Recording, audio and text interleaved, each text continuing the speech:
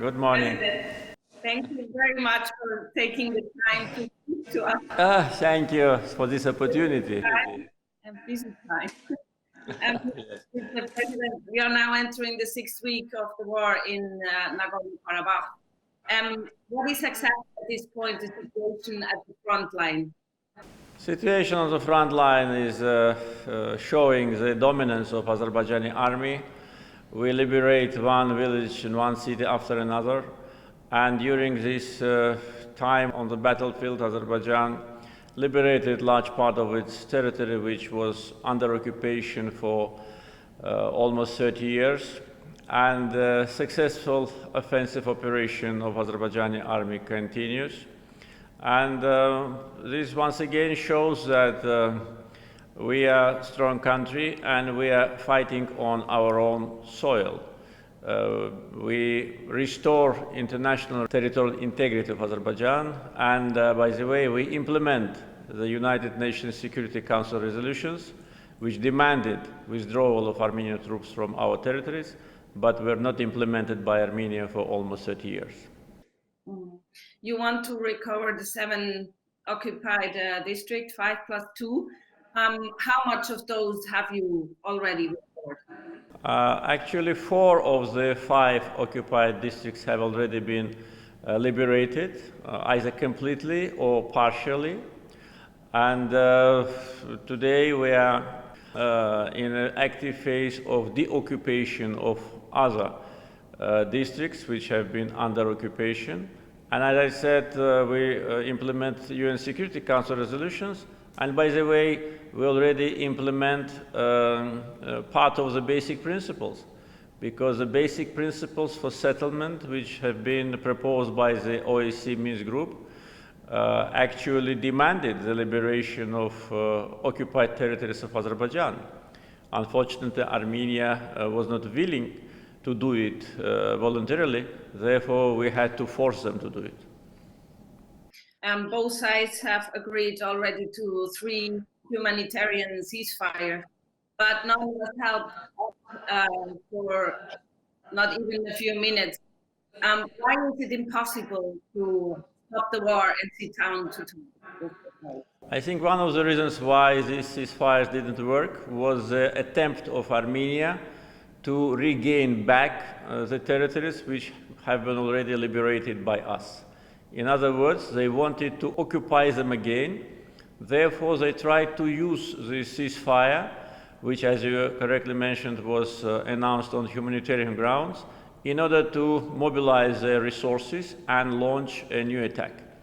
And when they failed to do it, they launched a ballistic missile attack from the territory of Armenia on the 2nd largest city of Azerbaijan, Ganja.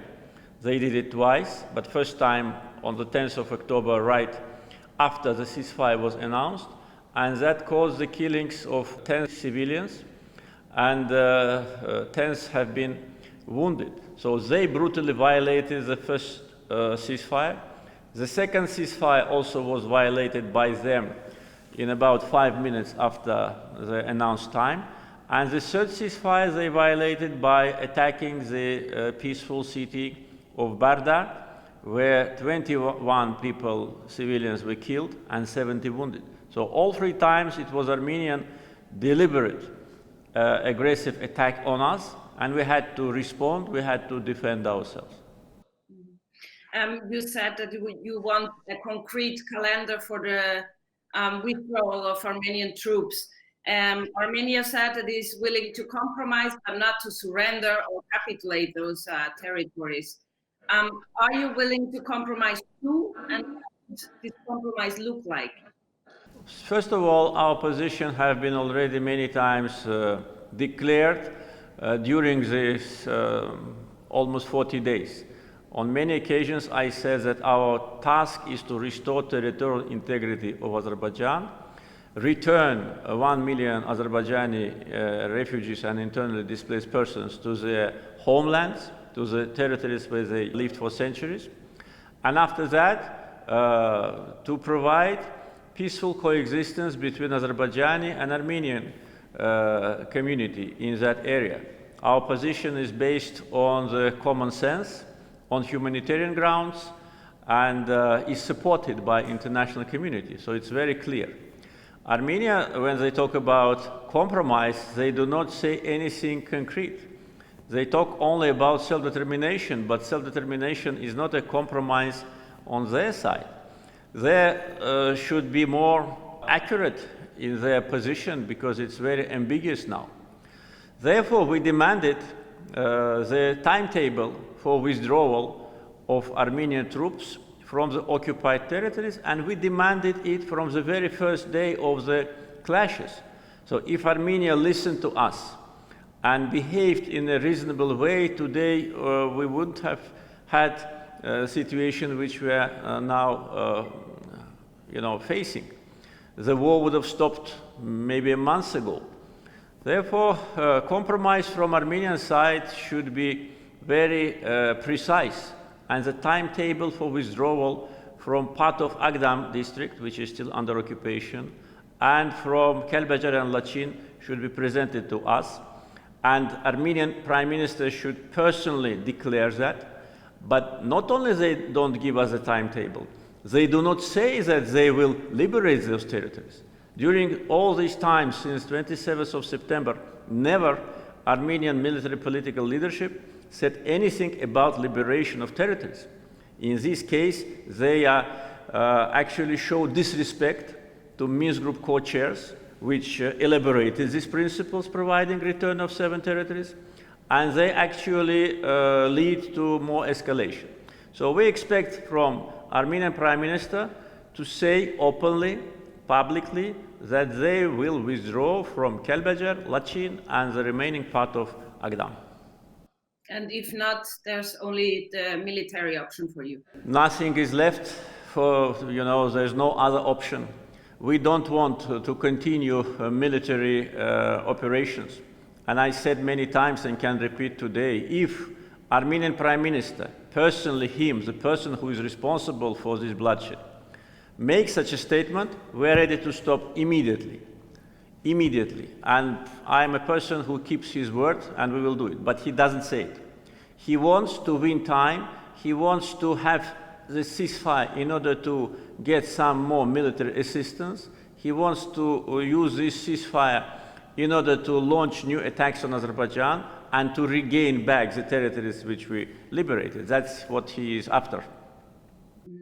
Are you willing to sit down at this point with Mr. Pashinyan, or is there no point in it? No point in that at all. I had many meetings with him during the last 2 years, but all of them were absolutely useless and senseless, except the first meetings where he promised me that if Azerbaijan gives him a time after so-called revolution, he will make his homework, he will strengthen his position politically in Armenia, and then he will be willing to work constructively and in order to implement the basic principles.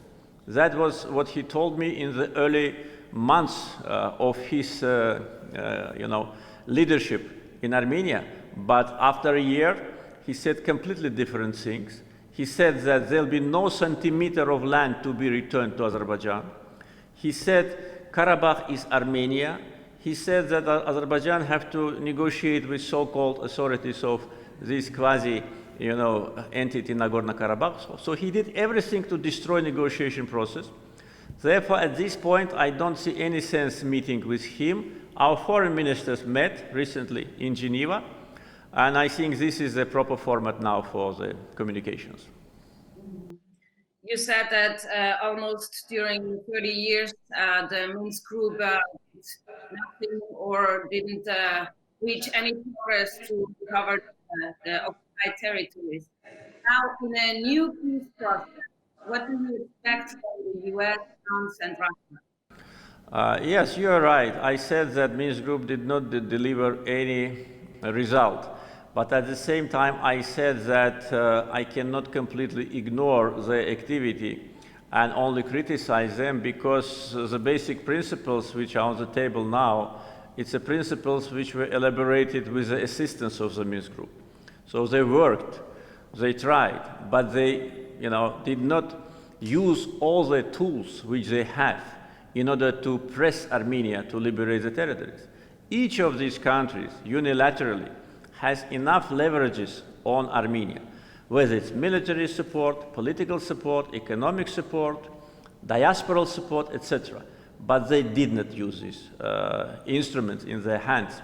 They did not insist on implementation of the UN Security Council resolutions, which they themselves adopted as a permanent members of UN Security Council resolution.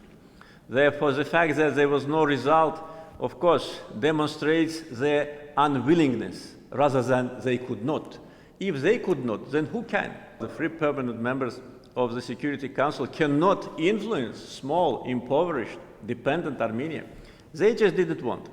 They wanted a situation to be stable, this is true. They wanted peaceful scenario, but when they saw that for almost 30 years there is no peaceful scenario, and the new Armenian government actually destroys the process by statements and actions, I think they should have acted. And I called many times, talking with their leaders, talking with the high-ranking officials, insert pressure on Armenia, put sanctions. If you don't want to put sanctions, at least pronounce it, announce it, that the sanctions will be imposed. Otherwise, there'll be no other mechanism to influence this aggressor. So today, I think they realized that what they were saying many years, that there is no military solution to the conflict, was wrong. And we changed that reality. There is a military solution. But today, what we're talking about, let's just close that page of military solution and move to the political solution. So military, political solution must prevail. We are ready to stop today if Armenian Prime Minister says what I already demanded from him. And peace process should be based now on implementation of the rest part of the basic principles, which partly have been already implemented. We need a precise timetable for Kelbajar, Lachin, and part of Agdam to be liberated. And then I think the peace will come to the region. Mm-hmm. I must also ask you about the statements of Amnesty International that both sides actually have used cluster bombs, and now you and also Erevan is claiming that both sides have used phosphorus, white phosphorus, incendiary weapons against civilians. Do you use prohibited weapons under international convention? We do not use forbidden weapons. We have enough ammunition in order to restore our territorial integrity, first. Second, we do not attack civilians. We do not attack cities in Nagorno-Karabakh after 10th of October. Before, yes, we admitted, but that was because most of the military units and infrastructure of Armenian army was concentrated in the so-called capital of Nagorno-Karabakh, Khankendi. So we had to hit those important military objects in order to provide security for us and to make our operation more efficient. But after the humanitarian ceasefire was announced, and many times we announced that, we never hit any city or any village where people lived. What Armenia did, on the contrary, is they launched ballistic missiles from Armenian territory to Ganja, and it is proved. Though Armenian Prime Minister said it was not them, but it is ridiculous because ballistic missile launch is being monitored by the satellites. Everybody knows from where it was launched and what was the goal of that missile. It was deliberately hitting the civilian compounds in Ganja 2 times. They hit Barda 2 times with a very destructive Smerch missiles, and 21 persons was killed and 70 wounded only by 1 attack. There have been many attacks. They attacked the funeral ceremony in Terter. That is absolutely beyond any norms of human behavior. When people were burying the person who died, they hit the cemetery and 4 people were killed. And the cluster bombs which they used have been verified by international media and NGOs.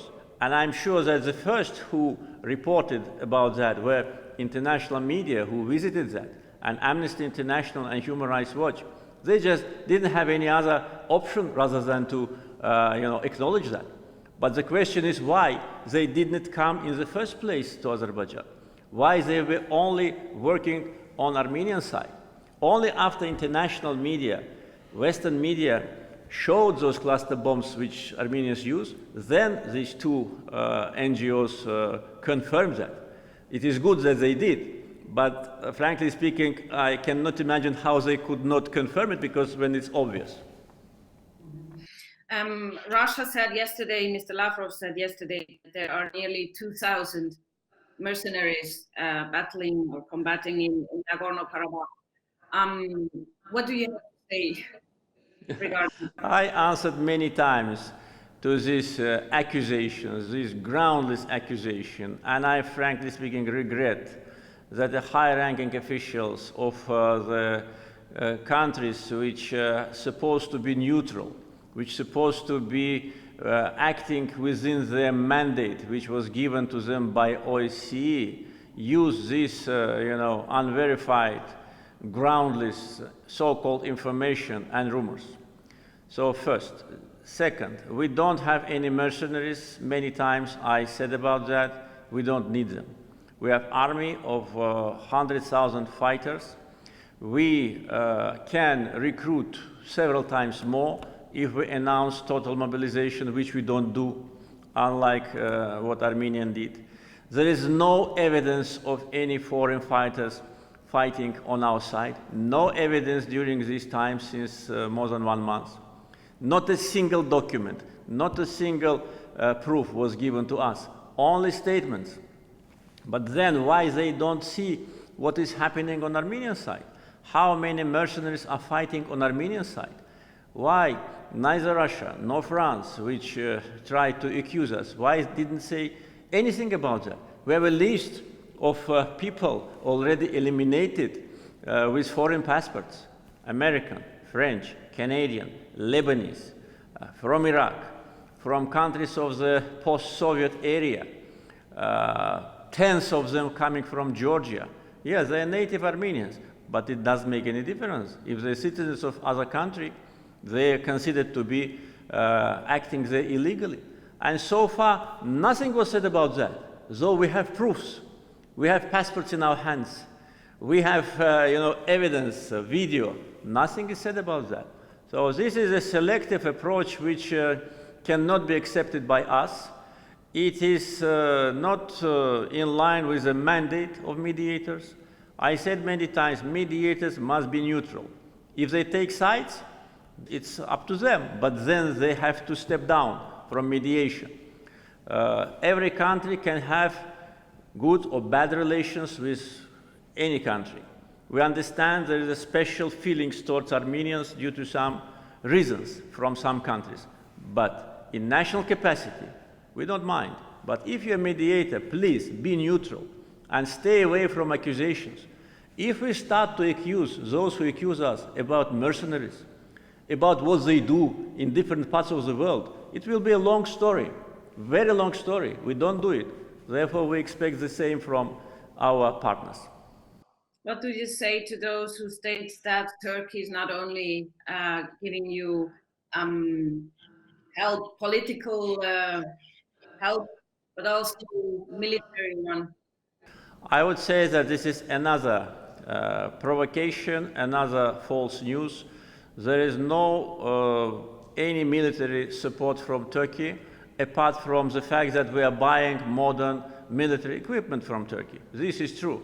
And this is a sophisticated, modern equipment that I think every army in the world would have envied, about. And Turkey's military industrial complex really demonstrates miracles. And this equipment helps us a lot on the battlefield. But we buy it. We sign contracts. Everything is transparent. Everything is legal. We buy weapons from other countries. Why nobody talks about how many weapons we bought from Russia? Only Turkey, because Turkey is now in the center of attack from, unfortunately, different, European politicians. There are attempts to demonize Turkey. There are attempts to blackmail Turkey, to press it. This is absolutely unacceptable. Main weapons come from Russia. We buy weapons from other countries. Only Turkey is here. So this is first. Second, those who always keep saying that Turkey provides military support to us, why don't they say that Russia provides military support to Armenia? Mediator, Minsk Group co-chair. We have proofs in our hands. We delivered this information to Russian officials. How much weapons were delivered to Armenia during these 40 days? Why nobody talks about that? Let's talk about that. Let's be fair. Therefore, first, this is wrong. Second, we buy Turkish military equipment and we will continue to do it. And third, there should be no double standards about that. And those, by the way, who tell that Azerbaijan is military supported by Turkey, I think should refrain from these absurd accusations. Mm-hmm. Turkey has obviously interests in the region, as have also Iran and Russia. Armenia has asked Russia for the possibility to guarantee its security. Do you fear an internationalization of the war? That's what Armenia wanted to do from the very beginning. And we were always against. I said many times to all the countries, stay away from this conflict. It is our business, it's our battle for territorial integrity. And there should be no attempts to internationalize the conflict. But Armenia did everything to do it. And the letter which Armenian Prime Minister sent to Russian President not only demonstrates that they already admit their defeat, that we beat them on the battlefield, it also shows that they want to internationalize the conflict. They want to drag Russia into a direct participation on the ground, which is absolutely unacceptable, and as far as I know, was rejected by Russia, and Russian foreign minister issued a statement about that. Maybe I'm not precisely correct in my words, but the sense was that the fight is taking place on the territory of Azerbaijan.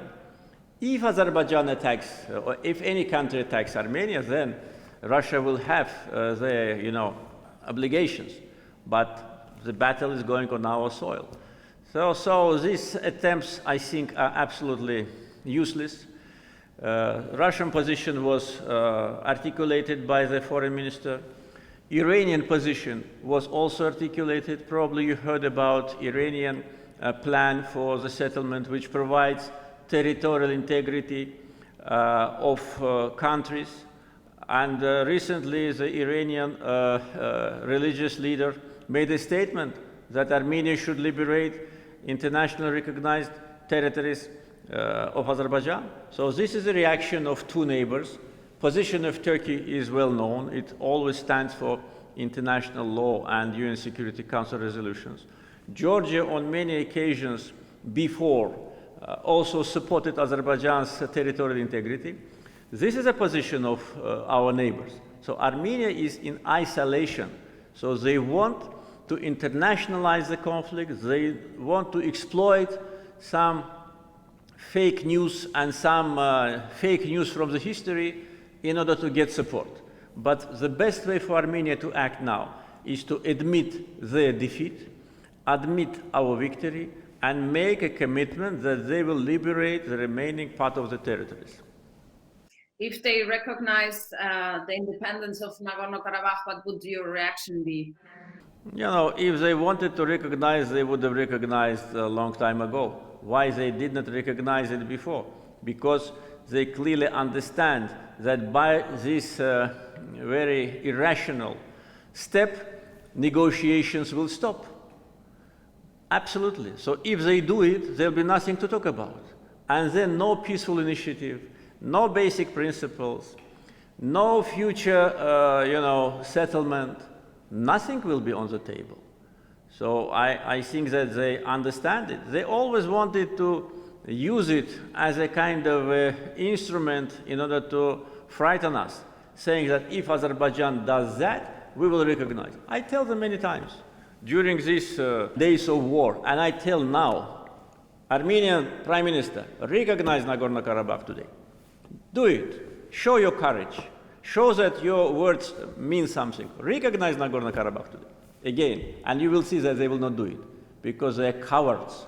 They can fight only against peaceful civilians. And when they see this, they run away. Would you be willing to accept an autonomous region? This should be part of the future discussions on the basic principles, because the first part of the basic principles demanded the withdrawal of occupied territories, 5+2 in timetable. Then there were other elements of the basic principles like security, peacekeeping operations, status of Nagorno-Karabakh, and we always were very open to discuss it. We offered them many times, different ways, but they rejected. We offered them autonomy inside Azerbaijan. We offered them, cultural autonomy.